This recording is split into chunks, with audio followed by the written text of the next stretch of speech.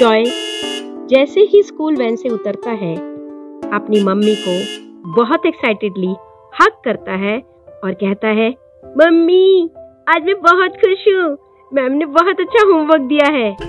अरे वाह जॉय, आज पहली बार तुम्हें अपने होमवर्क के लिए इतना खुश देख रही हूँ।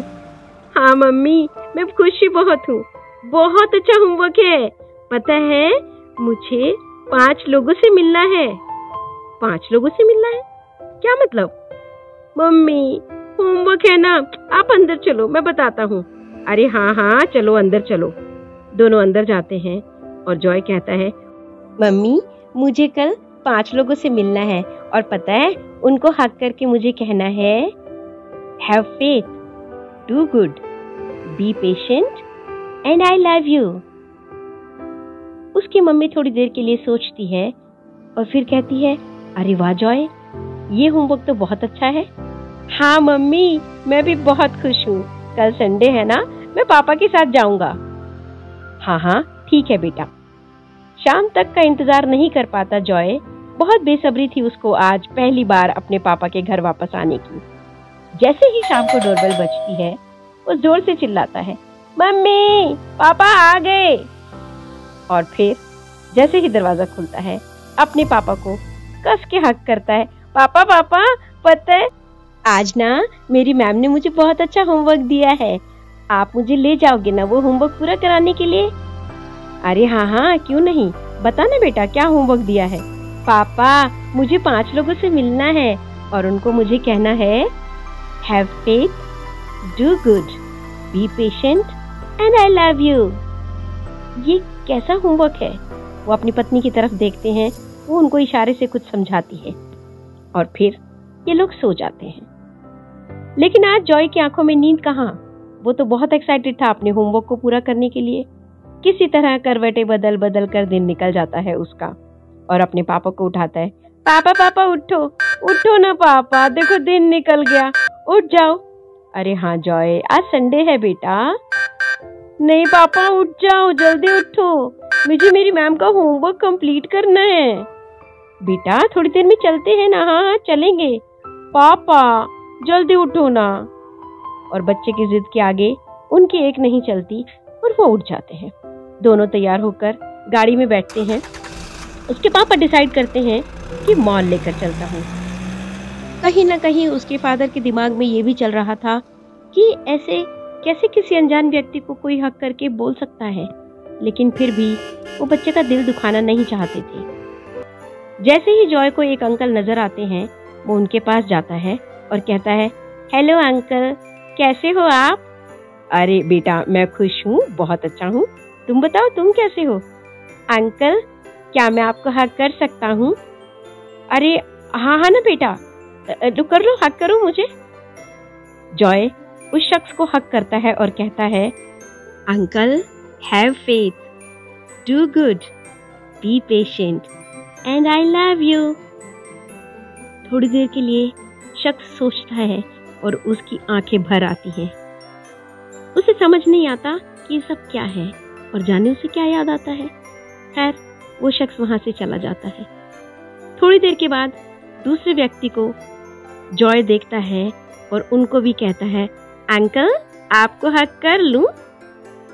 वो व्यक्ति भी बहुत काइंड जॉय को हक करता है और जॉय कहता है, uncle be patient, have faith, do good and I love you. Uncle उसे कस के गले लगाते हैं, बहुत खुश होते हैं।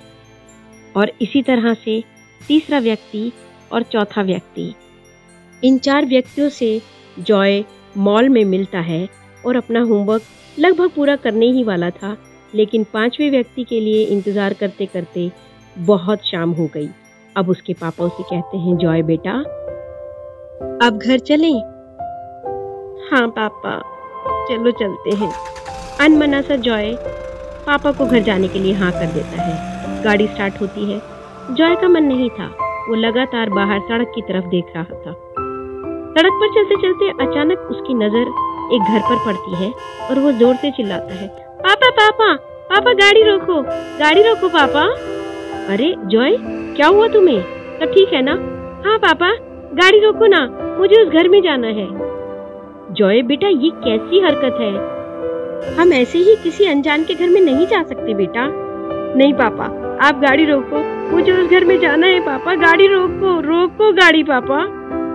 उसके पापा एक बार फिर उसकी जिद के आगे हार मान जाते हैं और गाड़ी रोकते हैं। जॉय जल्दी से गाड़ी का दरवाजा खोलता है और जल्दी से भागकर डोरबेल बजाता है। 1 बार, 2 बार, 3 बार डोरबेल बजाने के बाद भी अंदर से कोई जवाब नहीं आता। फिर जॉय दरवाजा पीटने लगता है, नॉक करने लगता है। उसके पापा ये सब कुछ गाड़ी से देख रहे थे, लेकिन मौके की नजाकत को समझते हुए वो गाड़ी से बाहर निकले और जाते हैं, समझाते हैं, बेटा चलो।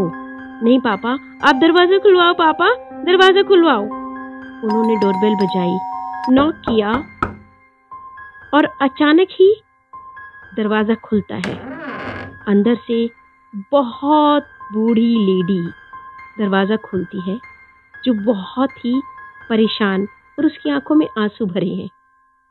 जॉय उस लेडी को कस के हक करता है और कहता है, aunty, have faith, be patient, do good, I love you aunty. और आंटी उसकी बात सुनकर फपक के रो पड़ती है, बहुत जोर से रोती है और उन दोनों को अंदर आने का इशारा करती है। जॉय के फादर को समझ में नहीं आ रहा था कि वो क्या करे। वो लेडी उन दोनों को एक कमरे में लेकर जाती है, जहां का नज़ारा देखकर जॉय के फादर हैरान रह जाते हैं। वो लेडी उन्हें बताना शुरू करती है, बेटा मेरा इस दुनिया में कोई नहीं है, मुझे कोई हालचाल पूछने नहीं आता। आज अपनी जिंदगी से तंग होकर मैं अपनी जिंदगी खत्म करने जा रही थी। ये देखो फांसी का फंदा। अभी मैं इस फंदे को डालकर गले में आत्महत्या करने ही जा रही थी कि अचानक से मैंने सोचा कि चलो देख लेती हूँ कौन है दरवाजे पर। और दरवाजा खोला तो मैंने इस बच्चे को देखा। मुझे यकीन हो गया, मैं भगवान का विश्वास खो चुकी थी। मुझे क्या हक है भगवान की दी हुई जिंदगी को इस तरह खत्म करने का? मुझसे बहुत बड़ी गलती हुई। आज मुझे यकीन हो गया कि भगवान है। मुझे ऐसा नहीं करना चाहिए था। मैं इस बच्चे की बहुत शुक्रगुजार हूँ और मुझे ऐसा लगता है कि भगवान ने इस बच्चे को मेरी जिंदगी बचाने के लिए ही भेजा है। उसके फादर रो पड़ते हैं, उस लेडी को गले लगाते हैं, बहुत प्यार करते हैं, बहुत आशीर्वाद देती है वो लेडी उन्हें। और अब उन्हें समझ में आता है कि ये होमवर्क से किसी की जिंदगी कैसे बची। हम सबकी जिंदगी में ऐसा कई बार होता है। हम सोचते हैं ठीक है यार, अपनी जिंदगी खत्म कर देते हैं, नहीं जीना अब।